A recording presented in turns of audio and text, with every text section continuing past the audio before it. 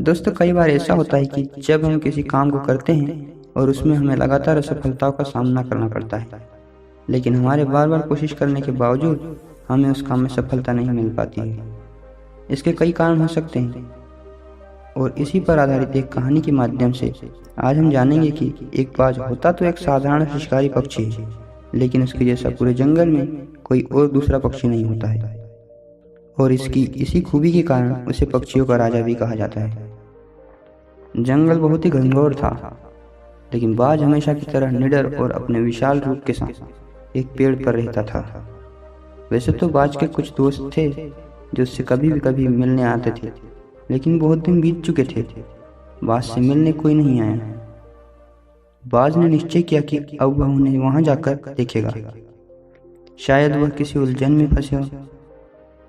बाज को बहुत ही लंबा सफर तय करना था, तो बाज ने सोचा कि क्यों ना शिकार को भी ढूंढते चलूं, जैसा कि वो हमेशा करता है।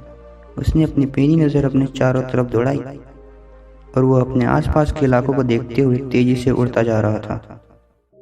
अब बाज उड़ते उड़ते काफी दूर आ चुका था, लेकिन उसे कोई शिकार नहीं मिला। बाज कुछ आगे पहुंचा ही था कि उसे एक चूहा मिला, लेकिन वो थोड़ा सा निराश हो गया क्योंकि वो रोज चूहे को खा खाकर ऊब गया था।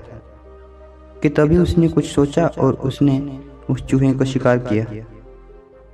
अब उसने उस चूहे को एक सांप के बिल के आगे चुपके से रख दिया और वहीं घात लगाकर छिपा रहा। कुछ ही देर में अंदर से एक सांप निकला और जैसे ही सांप अपने बिल से बाहर चूहे की तरफ बढ़ा कि बाज ने चूहे को अपने पंजों से जकड़ लिया और वहां से उड़ गया। इस बीच सांप ने छूटने की बहुत कोशिश की, लेकिन बाज की मजबूत पकड़ से सांप छूट न पाया। कुछ आगे जाकर बाज ने सांप का गला दबोचकर उसे मार डाला और अपनी भूख मिटाई। अब उसका सफर भी लगभग खत्म होने ही वाला था। उसने कुछ ही समय में अपने आगे का सफर तय कर लिया और वह एक दूसरे अंधकार से भरे ऊंचे ऊंचे पेड़ों के विशाल जंगल में जा पहुंचा, जहां उसके दोस्त रहते थे। वहां जाकर देखा तो उसके दोस्तों के केवल पंख ही वहां थे।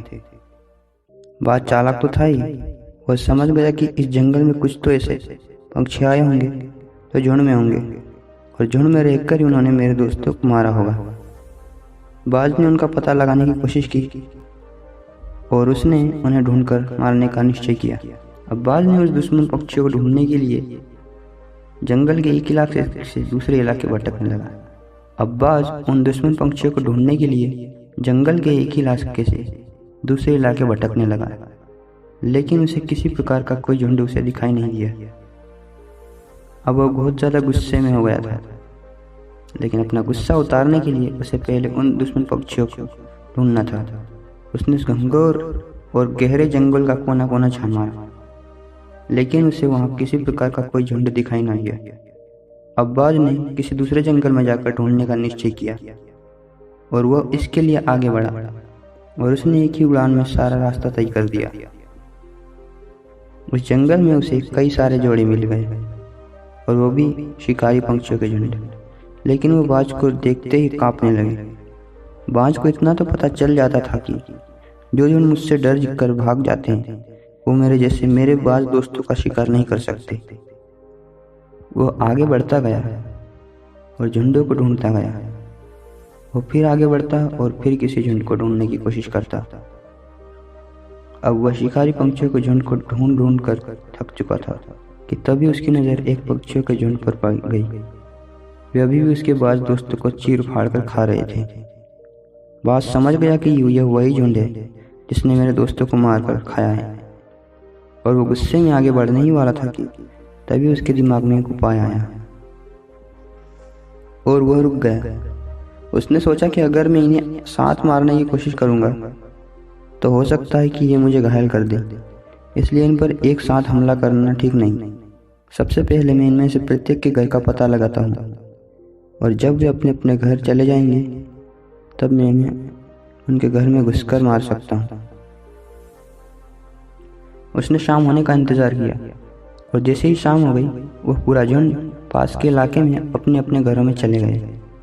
यह सब देखने के बाद अब बाज को लग गया था कि यही सही समय है इन पर हमला करने का। और उसने उनमें से प्रत्येक के घर पर जाकर अपने झपट्टों से ही उन सबको मार डाला।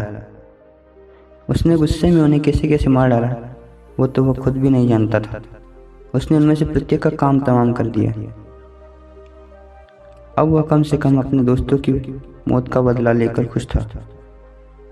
अब वह खुशी खुशी अपने घर की ओर चला गया। दोस्तों, हमें वैसे तो इस कहानी से बहुत कुछ सीखने को मिलता है, लेकिन इनमें से कुछ मुख्य बातें हैं जिन पर हमें ध्यान देना चाहिए।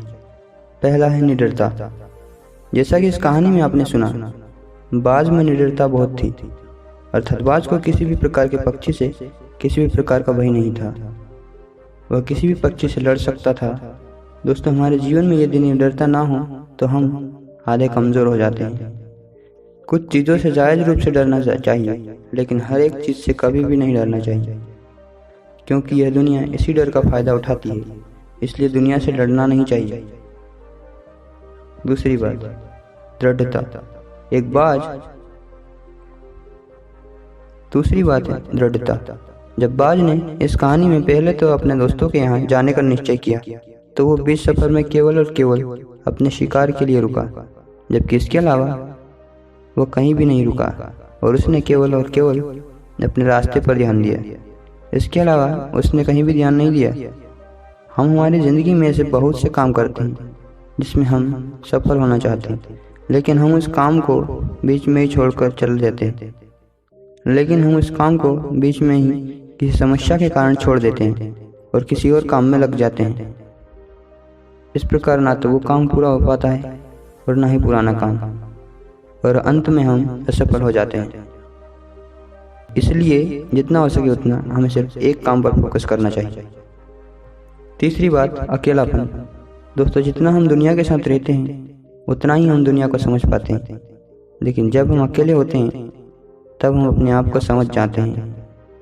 और अकेलापन कभी भी किसी व्यक्ति को कमज़ोर नहीं बनाता, बल्कि एक आत्मनिर्भर और आत्मविश्वासी इंसान बनाता है। इसलिए जितना हो सके उतना हमें अकेला ही रहना चाहिए। चौथी बात, शातिर दिमाग। दोस्तों, एक बात जो हमें बाज से सीखनी ही चाहिए, और वही है कि बाज एक शातिर और तेज पक्षी होता है जो किसी भी पक्षी का शिकार करने में माहिर होता है, और इसकी नज़र किसी ड्रोन से कम नहीं होती। यह छोटी ही छोटी चीज़ों को आसानी से देख लेती है। एक साधारण व्यक्ति के पास भी थोड़ी सी चालाकी तो होनी ही चाहिए, क्योंकि अक्सर लोग अन्य लोगों को बेवकूफ़ बोल देते हैं जो व्यक्ति उनके मुकाबले ज़्यादा भोला होता है। इसलिए भलाई इसी में है कि हम कम से कम थोड़ी सी चालाक रहें। दोस्तों, ये स्टोरी आपको अच्छी लगी हो तो हमारे चैनल को सब्सक्राइब करें और वीडियो को लाइक करें, और हो सके तो कमेंट ज़रूर करिएगा। Thank you.